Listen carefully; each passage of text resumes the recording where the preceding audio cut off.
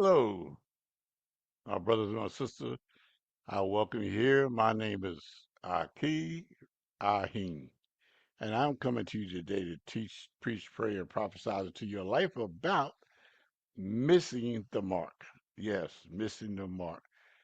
And it comes from John, 1 John 3 and 4. Whosoever committed the transgressions, also the law, for sin is the transgression of the law. There is a phrase that we often use in our everyday language. You miss the mark. And what that means is if an archer takes a bow and pulls the string back, aims at the target, release the arrow, but the arrow lands somewhere other than where it was supposed to land, we say he missed the mark. The archer may have been close, he may have been only inches away. He may have missed by 10 feet, but whether he missed by an inch or by 10 feet, the fact remains he did not hit the mark. And this gives us a helpful picture for understanding sin. The Bible tells us that God has established a standard of righteousness. God has not left mankind without a standard by which right and wrong can be known. He has given us his word and his law. So when scripture speaks about sin, we cannot say merely about making a mistake. We are talking about missing the standard God has established. Now we'll be doing this one of four parts. This is the first one. There'll be three more parts to this. Each part will be about 10, 11 minutes, okay? We're talking about falling short of what God requires. We're talking about transgressing his law, and that's why our foundational text says, whosoever committed sin transgresseth also the law, for sin is the transgression of the law. Notice what John does not say. He does not say that sin is simply something that makes us uncomfortable. He does not say that sin is whatever society decides is wrong. He does not say that whatever we personally considers offensively. He says sin is the transgression of the law. That means there is a mark. There is a divine standard. There's a line God has drawn.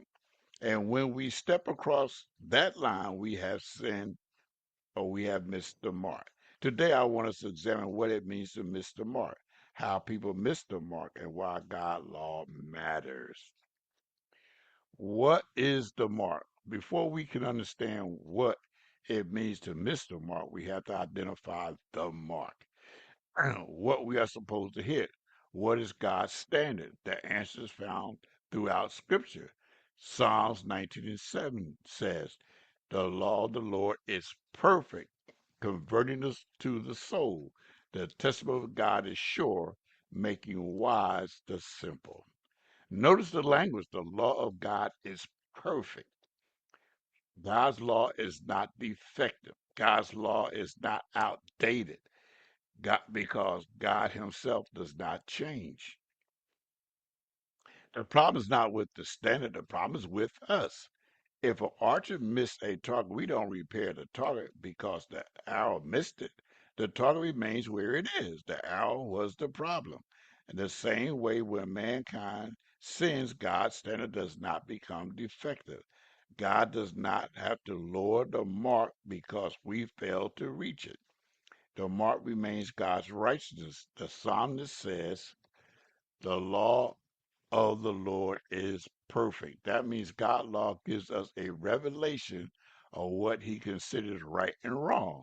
It teaches us what obedience looks like. It exposes disobedience, gives us a standard by which our lives can be examined. Missing the mark means falling short. Now consider Romans 3:23. For all have sinned and come short of the glory of God. There's a picture of falling short. All have sinned. Nobody gets to stand outside this sermon and says this message is for somebody else. Paul says all have sinned. The preacher has sinned. The congregation has sinned. The educated have sinned. The uneducated have sinned. The rich have sinned. The poor have sinned.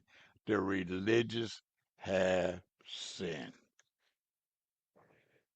The irreligious have sinned. All have sinned. What does sin do? It causes us to come short of the glory of God. That is what it means to miss the mark. God's glory is the standard. God's righteousness is the standard. God's law reveals his righteous requirements and mankind falls short. But we need to understand something important. Falling short does not mean we get to redefine the target. Suppose an archer is supposed to hit the center of the target, but he shoots and lands several inches away. He cannot say, well, I've decided that the outer ring is now the center. His opinion doesn't change the target, and our opinion does not change God's standard. God's law reveals the mark. James gives us one of the clearest explanations. James 2:10 and 11. For whoever shall keep the whole law, yet offends one point, he's guilty of all. Then James gives us an example. For he says, do not commit adultery. Said also, do not kill. Why does James say this? Because God's law is not a collective of suggestions, it's God's standard. If a person said, I obey most of God's commandments, therefore don't have a problem, James said that is the wrong way to think. You cannot shoot 9 arrows at the target and hit the bull's eye 9 times. But if the 10th arrow misses, that 10th arrow still missed. Likewise, obedience in one area does not excuse deliberate disobedience in another. James is not teaching that every sin has the same earthly consequences. He is teaching the same God who gave one commandment gave the other. To rebel against one command of God is to rebel against God's authority of the lawgiver. That is why we cannot create our own morality. We cannot say, I obey God to, in this area, I reject commandments I don't like. That's not obedience. That is choosing our own mark. The first one we miss the mark, transgression. Let's return to the foundational verse. Whosoever committed sin transgresseth also the law, for sin is the transgression of the law. The word transgression carries the idea of crossing a boundary. God's established a boundary. He says this is right. He says this is wrong. He says walk here. Mankind crosses the line. That's transgression. Think about a sign that says do not enter. If somebody walk past the signs, they've crossed the boundary. The sign did not move. The boundary did not move. The person crossed it. This is one of the clearest pictures of sin. God says, do not steal. Then we steal. We've crossed the boundary. God says, do not bear false witness. Then we deliberately lie against someone. We cross the boundary. God says, do not covet. We allow covetous desire to rule our heart and we cross the boundary. God says, do not commit adultery. Then a person commits adultery, the boundary has been crossed. So it's not merely missing a good opportunity, it's transgression. It's crossing God's boundary. Now, we also know that in crossing God's boundary, we have committed sin. God's boundary was established to let man know what sin is. Because before he gave us the law, we had no way of knowing right from wrong unless we was told, and he told us. And once we know what is right and what is wrong, then we now know what we can and cannot do. That's like if you remember the story about your child When they were small, we told them, don't touch this 'cause it's hot. And they don't know what hot is, so until they touch the stove, they look back and say, hot daddy. Say, yeah, hot baby, hot baby. And they know from that day forward, that's hot. So, we told them, now that's been explained to them and showed to them. Now they know if they touch this again, if they attempt to touch it again, it's gonna be hot. It's not gonna change because they decided to touch it. Okay?